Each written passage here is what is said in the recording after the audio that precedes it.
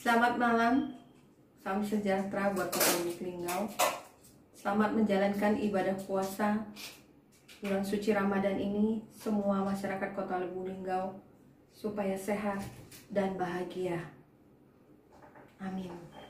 Press release 24 April 2020 pukul 8 malam. Keadaan kasus Kota Lubuk Linggau yang bisa saya rilis hari ini per jam 19.30 sebagai berikut. Kasus konfirmasi, jumlah keseluruhan 7 orang. Jumlah yang diisolasi di rumah sakit, 1 orang di rumah sakit Muhammad Husin, 2 orang di rumah sakit Siti Fatimah. Jumlah yang diisolasi di Rumah Sehat Silampari Lubuk Linggau 3 orang. Jumlah yang diisolasi di rumah 1 orang. Jumlah ODP 145 orang. Jumlah ODP selesai pemantauan 106 orang. Jumlah ODP masih dalam pantauan 39 orang. PDP pasien dalam pengawasan keseluruhan berjumlah 3 orang. Jumlah PDP negatif COVID 2 orang. Yang sudah pulang 2 orang dan masih dirawat 1 orang. Penambahan PDP hari ini belum ada. Adapun PDP yang masih dirawat berada di Rumah Sakit Sekayu. Kita berharap kemajuannya semakin baik. OTG, orang tanpa gejala, secara keseluruhan ada 414 orang. PPT berjumlah 1.793 orang. Pelaku perjalanan dari daerah terjangkit 1.793 orang. Dari kasus konfirmasi, ada kabar bahagia bahwa walaupun mereka terkonfirmasi, mereka ada dalam keadaan sehat. Hanya menunggu pemeriksaan swab.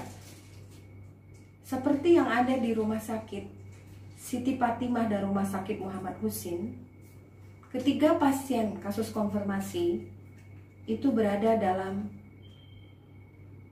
keadaan sehat, tidak diinfus dan tidak pakai alat-alat khusus lainnya. Kita berharap hasil swabnya negatif dan mereka bisa kembali berkumpul bersama keluarga di bulan suci Ramadan ini. Sehingga kabar itu bisa membawa ketenangan kepada kita bahwa setiap orang walaupun dia kasus konfirmasi, apabila keadaan kekebalan tubuh bisa dijaga, hati yang bahagia dan tetap tenang, maka besar kemungkinan kita bisa melewatinya sampai hasil swab kita negatif. Saya akan menjelaskan tentang kasus konfirmasi yang kita lakukan pertama kali di rumah sakit swasta pada tenaga kesehatan di Rumah Sakit AB, yang mana petugas itu memiliki kewaspadaan dini sehingga mereka melakukan pemeriksaan awal. Mereka tidak memiliki gejala, namun karena mereka diperiksa kesehatannya secara rapid test membuat mereka melakukan swab di Palembang. Kontak erat mereka, kedua dokter atau tenaga kesehatan rumah sakit swasta tersebut ada dari keluarga berjumlah 10 orang. Kontak erat pada tenaga kesehatan yang berhubungan erat dengan mereka saat melakukan tugas 8 orang. Kontak erat kedua dokter ini dengan pasien mulai tanggal 3 Maret sampai tanggal 13 Maret mau dirawat jalan atau mau dirawat inap berjumlah 498 orang dan yang berdomisili di Kota Lubuk Linggau ada 270 orang. Yang dilakukan swab 29 orang, hasil masih menunggu secara resmi. Namun hasilnya kemungkinan membawa kabar gembira buat kita. 3. Tracking kasus pasien dalam pengawasan almarhumah yang dirawat di rumah sakit swasta SS dan memiliki riwayat pengobatan di rumah sakit AB rawat jalan, dan almarhumah bukan penduduk Kota Lubuk Linggau. Dinas Kesehatan tetap melakukan tracking pada kasus ini, yaitu kontak erat tenaga kesehatan di rumah sakit SS ada 11 orang, sudah dilakukan RDT dan swab secara resmi, tetap harus menunggu dari BPLK. Namun kabarnya juga membahagiakan kita semua. Kedua, kontak erat tenaga kesehatan dengan almarhum melalui pelayanan kesehatan rawat jalan di rumah sakit AB ada 12 orang, sudah dilakukan swab dan hasil kasus swabnya konfirmasi positif 4 orang yang terdiri dari 1 orang tenaga medis dan 3 orang paramedis, yang hari ini 24 April 2020 sudah diumumkan melalui rilis Provinsi Sumatera Selatan.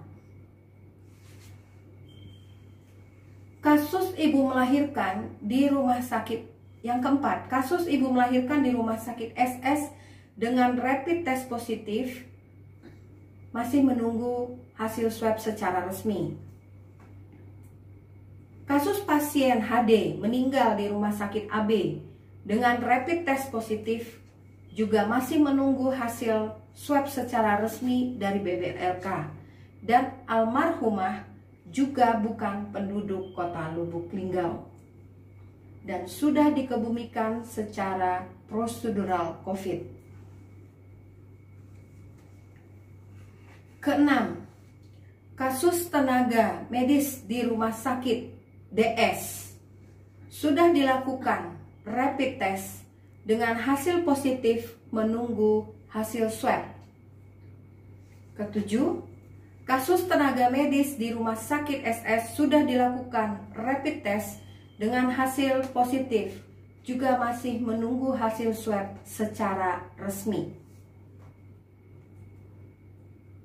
Akhirnya, kasus-kasus poin yang saya sebutkan tadi di poin kedua, ketiga, keempat, 5, dan 6, 7 memberi makna pada kita bahwa ada lebih dari satu klaster yang terjadi di Kota Lubuk Linggau dengan status impor dan lokal yang memiliki hubungan epidemiologis satu dengan yang lain.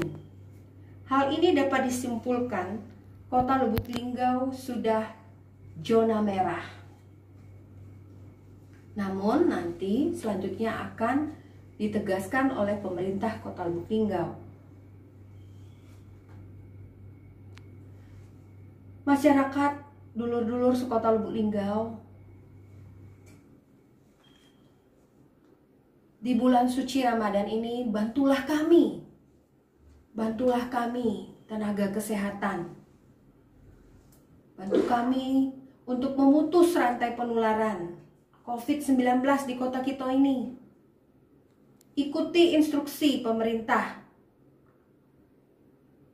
Manfaatkanlah bulan Ramadan yang suci untuk kita di rumah, bersihkan rumah, lingkungan sekitar, rajin cuci tangan, pakailah masker.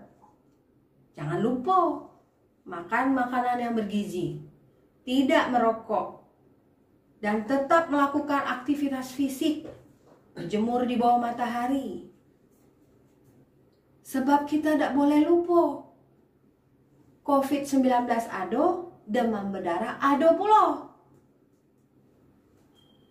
Penyakit ini semuanya menginginkan kebersihan. Tidak boleh ada air tergenang. Cuci tangan, hati gembira. Itu yang harus dulur-dulur kerjakan di bulan yang suci ini. Harapan kita, bantu tenaga kesehatan, selesai COVID, sehat galo-galo. Saat lebaran kita bahagia semuanya. Saya ingatkan kembali, untuk kita galo-galo, kalau tidak sehat, pilek, demam, sakit tenggorokan, gangguan pernapasan, istirahat cukup di rumah. Kalau perlu minum obat, hubungi puskesmas, telepon. Kalau ada obat yang bisa dibeli. Kalau keluhan berlanjut atau sesak napas, segera ke fasilitas. Sesak napas, bukan senak, sesak napas. Waktu berobat, jangan lupa pakai masker. Kalau tidak punya masker, maka ingat, kalau batukkan di lengan dalam, atau batuk di tisu-tisunya langsung buang, cuci pula tangannya. Kalau bisa, kalau nak ke rumah sakitnya, naik motor pun tidak boleh berdua. Kalau dalam mobil, satu mobil cukup 3 orang, sikok supir, kita yang sakit dan di belakang. Usahakan physical distancing.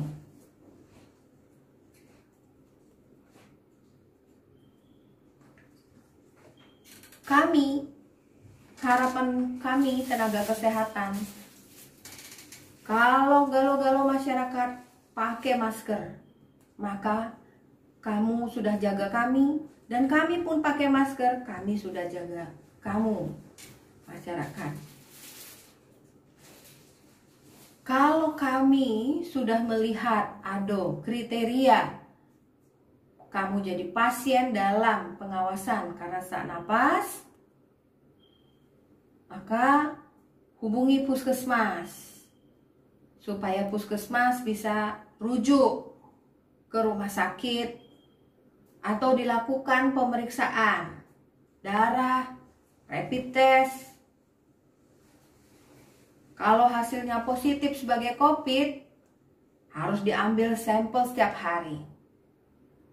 Kalau hasil RDT-nya positif, belum tentu.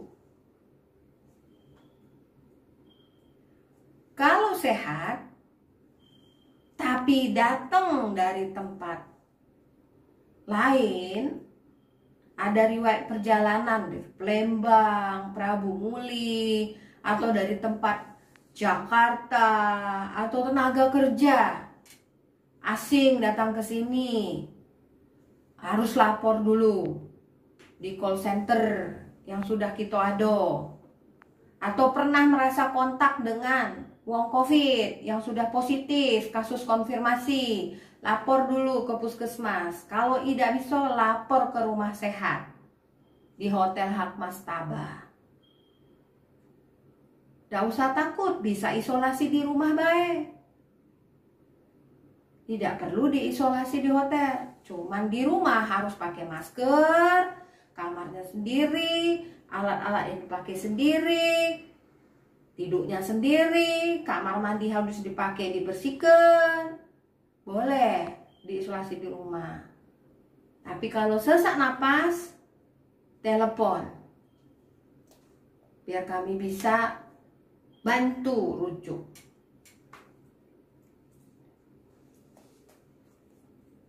Ya. Yang aku nak anjur tahu lagi selanjutnya adalah dalam waktu-waktu bulan puasa ini, Puskesmas Kota Lubuk Linggau, karena ada kasus-kasus konfirmasi, mereka akan tracking kasus. Siapa baik Kalau dia positif, sudah kasus konfirmasi positif, dia akan ditanya 10 hari ke belakang. Siapa baik yang berhubungan dengan Bapak Ibu? 10 hari. Jadi kalau hari ini dinyatakan positif, berarti tanggal 10 yang lalu harus diingat. Siapa baik yang berhubungan? Supaya kami pacak ngejar nama-nama yang pernah berhubungan tanggal 10. Supaya mereka datang, mereka catat, ambil darahnya, lakukan rapid. Mereka ngambil darahnya, dikirim ke Hakmas Tabah untuk diperiksa. Dan nanti ada lagi pemeriksaan lanjutannya. Jadi makin banyak kasusnya, makin banyak yang harus diperiksa. Makin banyak yang harus kami datangi. Jangan lupa ya, bantu kami tetap di rumah B. Selanjutnya, yang nak ku ingatkan kembali adalah PDP. PDP itu pasien dalam pengawasan. Pasien dalam pengawasan itu harus ditegakkan oleh dokter. Kapan dia disebut PDP? Ada 3 kondisinya. Kalau dia sesak napas atau susah napas dan dia pernah pergi ke daerah yang ada kasus COVID-nya, dia PDP.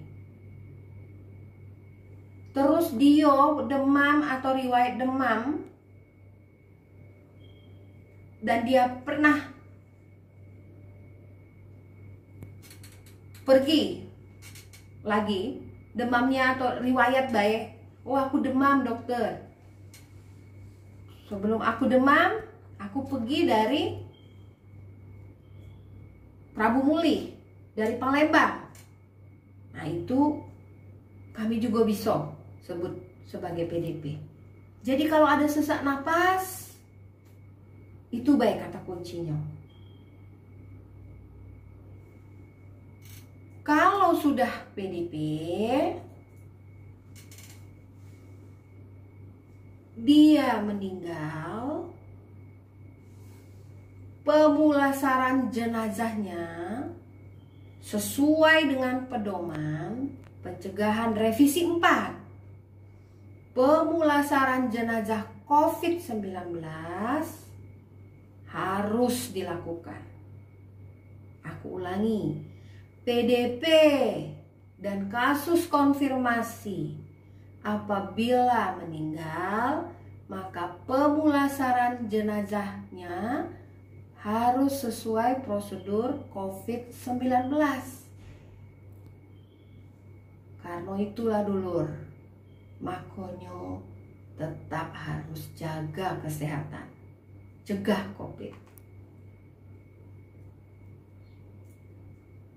Yang nak ku beritahu lagi selanjutnya, rapid test bukan untuk diagnosa, tapi rapid test untuk mengukur antibodi, kekebalan dalam tubuh.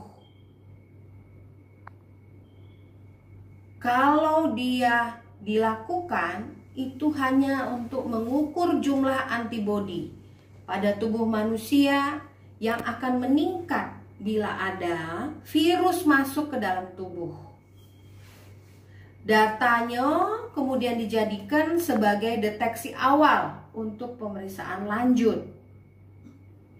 Rapid test yang kita gunakan di Indonesia rata-rata masih rapid test yang berbasis respon imunologi. Kalau tubuh masuk virus, maka dalam tubuh kita otomatis membentuk antibodi. Itu yang kita ukur. Kalau rapid testnya negatif, tidak ada jaminan bahwa dia tidak terinfeksi virus. Bisa saja dia sudah terinfeksi tapi antibodinya belum terbentuk.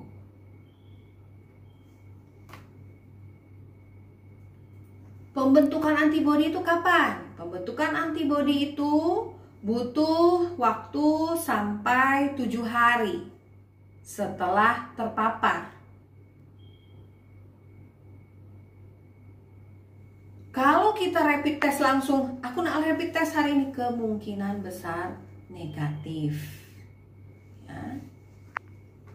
Namun, kalau sudah 7 hari atau hari ke-10 dilakukan pemeriksaan kedua, 14 hari kemudian masih negatif, maka yang bersangkutan saat ini sedang tidak terinfeksi.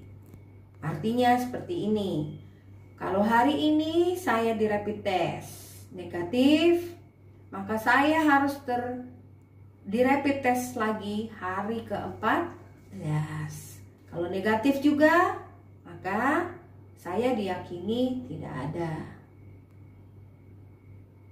Sehingga puskesmas atau dinas kesehatan akan melakukan rapid test lebih dari 7 hari atau minimal 7 hari baru kita lakukan rapid test. Begitu. Selanjutnya, poin ke-16.